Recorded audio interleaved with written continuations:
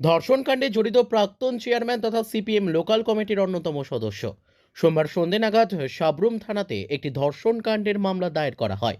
অভিযোগ, সাবরুম মহকুমার রূপাইছড়ি ব্লক অন্তর্গত কেন্তামণি পাড়ার বাসিন্দা বিকলাঙ্গ মেয়ের সঙ্গে বর্বরচিত আচরণ করে সিপিএম নেতা অন্না কুমার ত্রিপুরা।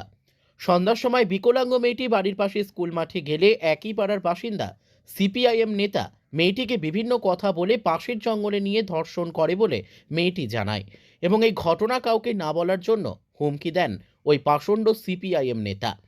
ধর্ষণকাণ্ডের আসামি অন্য কুমার ত্রিপুরার বিরুদ্ধে একটি মামলা দায়ের করে পরিবারের লোকজন সাবরুম থানায়। এই মামলা হাতে পেয়ে সাবরুম থানার পুলিশ অন্নট কুমার ত্রিপুরাকে গ্রেপ্তার করে এবং মঙ্গলবার অভিযুক্তকে সাবরুম আদালতে প্রেরণ করা হয়। এই ঘটনা ঘিরে সিপিএম নেতার বিরুদ্ধে সোচ্চার হয়েছেন এলাকার লোকজন। একটি ধর্ষণের মামলা আমরা পাই এবং সাবরুম থানার বড়বাবু ইন্সপেক্টর বাবু দাস যথারীতি রেজিস্টার করেন।